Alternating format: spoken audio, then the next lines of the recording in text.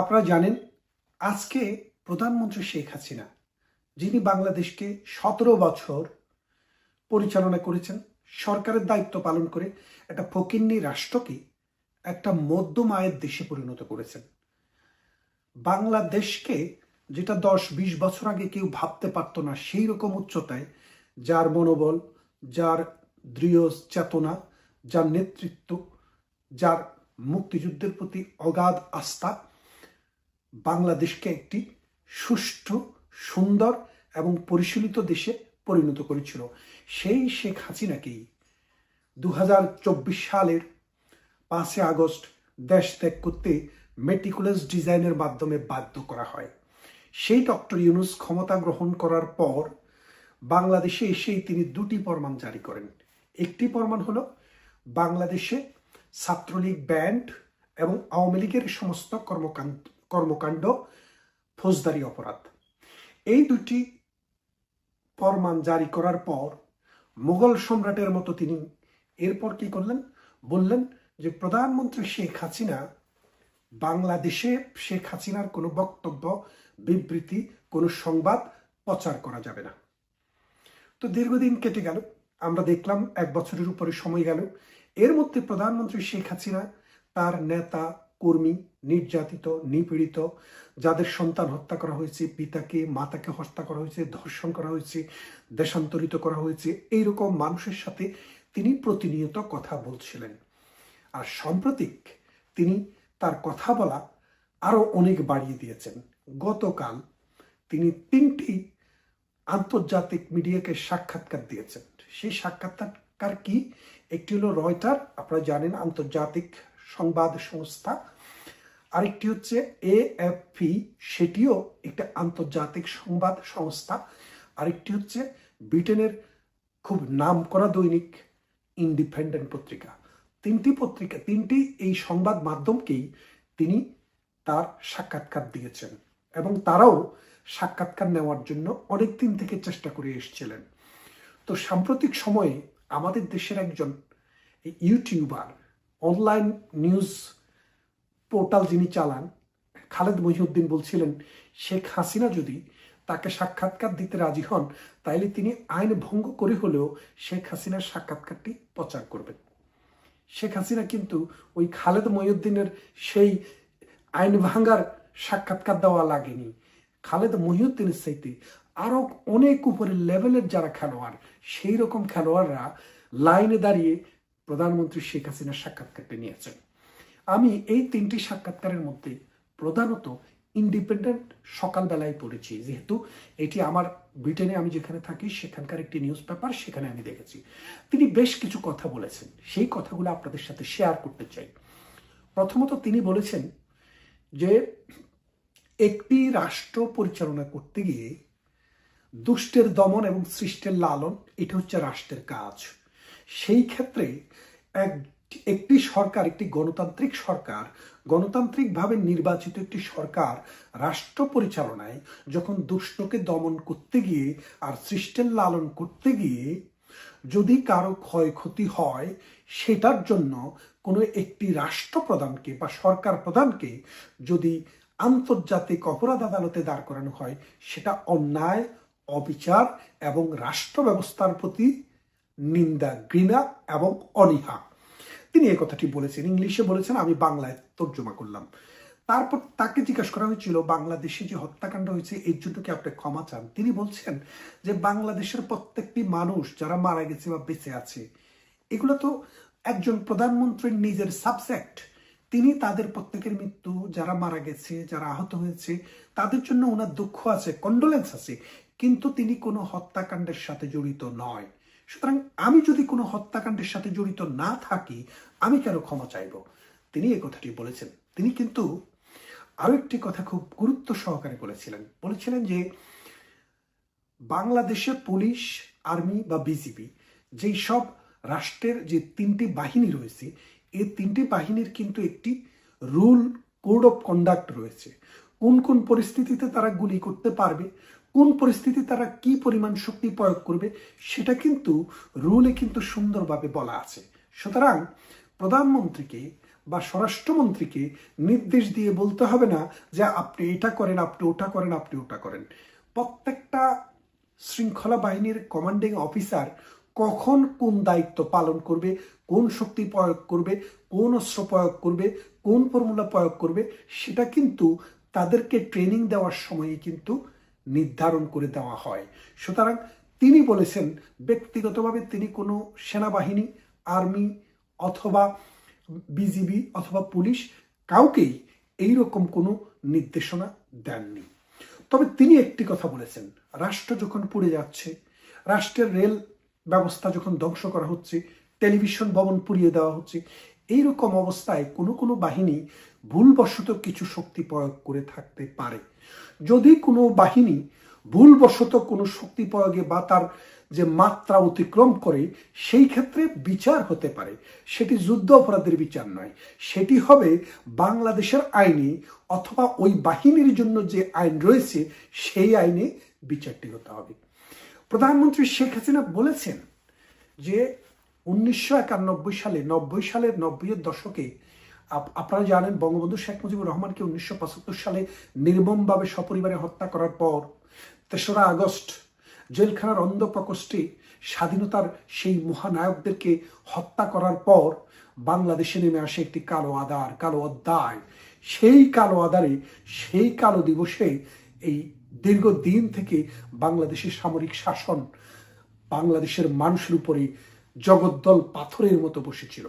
এই 90-এর দশকে, 80-র দশকে আন্দোলন সংগ্রামের মাধ্যমে, 80-র দশক পুরাটা আন্দোলন সংগ্রামের মাধ্যমে আমরা 1991 সালে একটি গণতান্ত্রিক শাসন ব্যবস্থায় ফিরে যাই।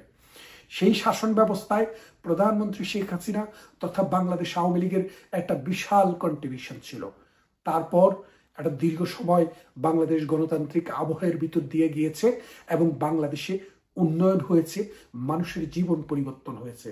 কিন্তু ডক্টর ইউনূস সরকার ক্ষমতা আসার পর বাংলাদেশের মানুষের জীবনের মান কমে গেছে, মানুষের জীবনের কোনো নিরাপত্তা নেই, অর্থনীতিতে কোনো স্থিতি নেই, মানুষের প্রাত্যহিক জীবনে মানে দুর্ভোগের কোনো শেষ নেই। তিনি বলেছেন তিনি দেশে ফিরে দেশ থেকে কেন গিয়েছেন। তিনি বলেছেন যদি আমি দেশ থেকে চলে না যেতাম তাহলে যেই মেটিকুলাস ডিজাইনের অংশ হিসেবে বাংলাদেশে যে আন্দোলন হচ্ছিল সেই আন্দোলনে প্রধানমন্ত্রী শেখ হাসিনাকে যারা গার্ড দিতেন, তিনি ঠিক ওইভাবে বলেননি, বলছেন যে তার সারাউন্ডিংস, অর্থাৎ তাকে যে এসএসএফ গার্ড দিত, আর্মির একটা বিশেষ বাহিনী গার্ড দিত বা পুলিশের বাহিনীর গার্ড দিত বা দলীয় বড় বড় নেতারা ছিল, এদের অনেকের জীবনে হুমকির মুখে পড়তো।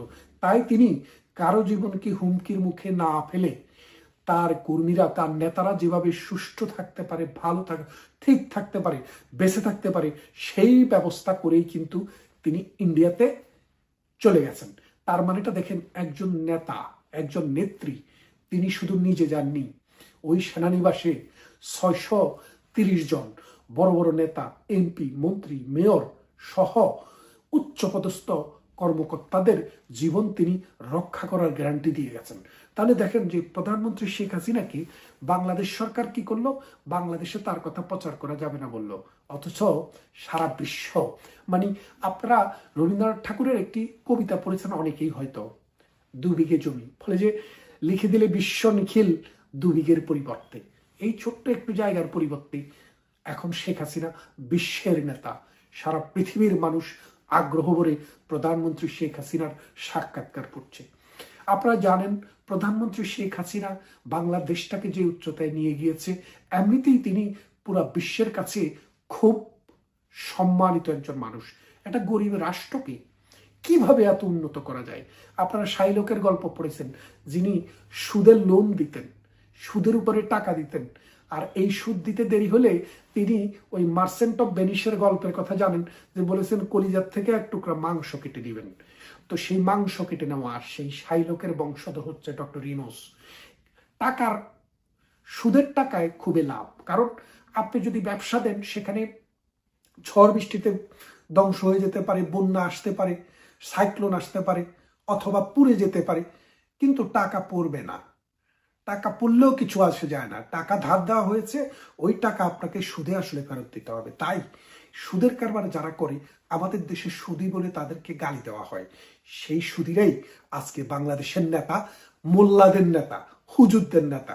আজকে আপনারা দেখেছেন গতকাল যে এক হুজুর তার ছেলে বলেছে এই 70-75 বছর তার বাবারাও নাকি এই ইস্কনেরা নাকি বলৎকার করেছে, সে 100 ইস্কনকে খুন করার হুমকি দিয়েছে, অথচ তার বাবা এসে স্বীকার করলো এটা তার সাজানো নাটক। বাংলাদেশের মোল্লাদের চরিত্র, বাংলাদেশে ধর্মন্ধ মৌলবাদীদের চরিত্র তারা উন্মোচন করে দিয়েছে। আমাদের নাঙ্গলকোটের এই বাঙ্গড্ডা মাদ্রাসার এক হুজুর এই মানে সুটকি বলে আর কি, ওই যে ওয়াজে গেলে সুটকি বলে, আর এটাকে কি বলবো, বিনোদন দেয় মানুষকে, আফসারি, রফিকুল্লাহ আফসারি, সে দেখলাম মানে একটা একটা স্কন্দর ধৈরা ধৈরা, মানে সেই শব্দটা আমি বলবো না, সেই রকম ভাবে আমি দেখেছি তার সাক্ষাৎকার, তার বক্তব্য।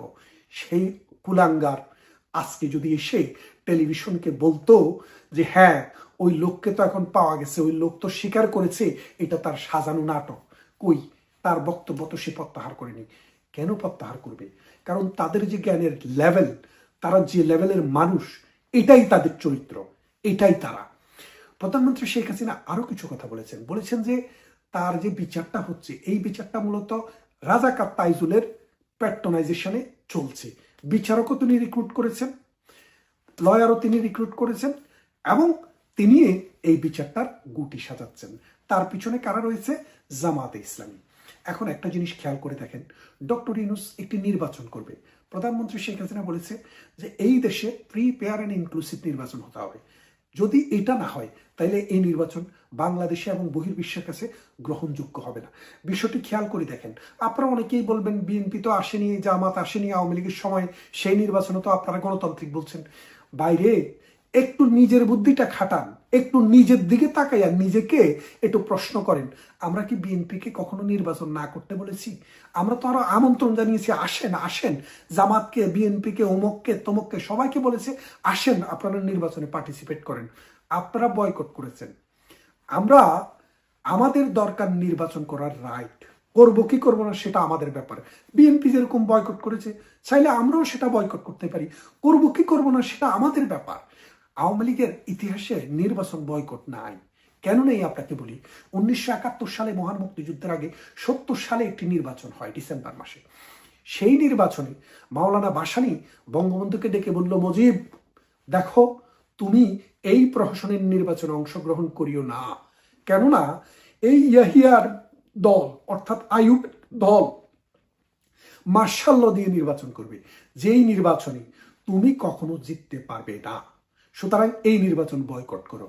বঙ্গবন্ধু বলেছিলেন আমরা গণতান্ত্রিক একটা দল, আমাদের মানুষের সাথে সম্পর্কই হচ্ছে এই ভোটের মাধ্যমে, যেভাবেই হোক, যেই প্রক্রিয়াতেই হোক, আমরা এই ভোট থেকে পিছপা হব না, আমরা ভোটের সর্বশেষ দিকে ছাড়ব। তারপর বঙ্গবন্ধু 70-এর নির্বাচনে গেলেন, আওয়ামী লীগ বিপুল ভোটে জয়লাভ করলো, ইতিহাস হয়ে গেল। বঙ্গবন্ধু এখনো বঙ্গবন্ধুর জায়গায় আছেন, আর ওই নির্বাচনে অংশগ্রহণ না করে এই ভাসানীর দল কোথায় আছে আমরা সবাই জানি। সুতরাং বাংলাদেশ আওয়ামী লীগ নির্বাচনকে ভয় করা কোনো দল নয়।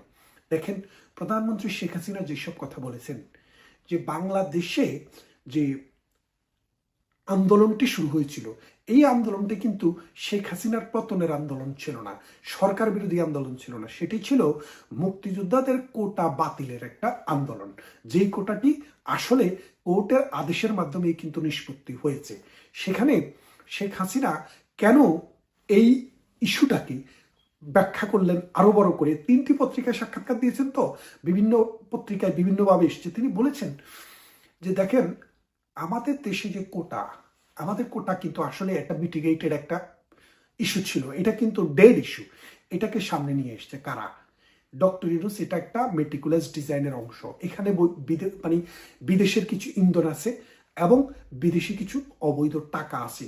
সেই টাকা খেয়ে পেট মোটা করে যারা বাংলাদেশটাকে ডিরেল করেছেন, আজকে সময় এসছে এদেরকে বিচারের মুখোমুখি করার। বাংলাদেশ একটি সুন্দর দেশ, 30 লাখ মানুষের জীবন, 2.5 লক্ষ নারীর ইজ্জত, 1 কোটি মানুষের গৃহত্যাগ মানে বাস্তুহীন হয়ে যাওয়া, লক্ষ লক্ষ ঘরবাড়ি পুড়িয়ে দেওয়া সেই রকম একটি দেশকে স্বাধীন করেছে আমাদের মুক্তিযোদ্ধারা, আমাদের দেশের মুক্তিকামী মানুষেরা। তাদের প্রতি শ্রদ্ধা রেখে আমাদের নির্বাচনটি হওয়া উচিত মুক্তিযুদ্ধের সপক্ষের মানুষের মধ্যে, বিপক্ষে নয়। পৃথিবীর সব দেশে শক্তি থাকে একটি, সেটা হলো স্বাধীনতার সপক্ষের, এবং তাদের মধ্যে শাখা থাকে 40টি, 10টি, 20টি, 1, 2টি, 3টি। তারা নির্বাচন করে। একমাত্র দেশ বাংলাদেশ, যে দেশে 2টি পক্ষ, একটি স্বাধীনতার পক্ষের আর একটি বিপক্ষের। আপনারা দেখেন, প্রধানমন্ত্রী শেখ হাসিনা এখনো দেশ থেকে যাওয়ার 2 বছরও হয়নি, এর মধ্যেই পাকিস্তানের সেনাবাহিনী যারা ক্ষমা প্রার্থনা করেনি, আমার দেশে 30 লাখ মানুষকে মেরেছে, 2.5 লক্ষ নারীকে ইজ্জত নষ্ট করেছে, তারা এসে এখন বাংলাদেশে ঘুরে ইউনূসের সাথে মিটিং করে। এই চিত্র কিন্তু বাংলাদেশে খালেদা জিয়ার সময়ও ছিল না, এরশাদের সময়ও ছিল না, জিয়াউর রহমানের আমলেও ছিল না, আওয়ামী লীগের আমলেও ছিল না। এটা হচ্ছে ইউনূসের আমলে, তার পান্ডাদের আমলে।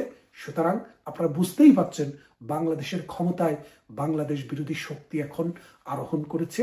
প্রধানমন্ত্রী শেখ হাসিনার হাতকে শক্তিশালী করে আমরা এর সঠিক জবাব দেব। সময় কথা বলে, ইতিহাস ঘুরে ফিরে আমাদের দিকেই আসবে। ভালো থাকবেন, কথা হবে অন্য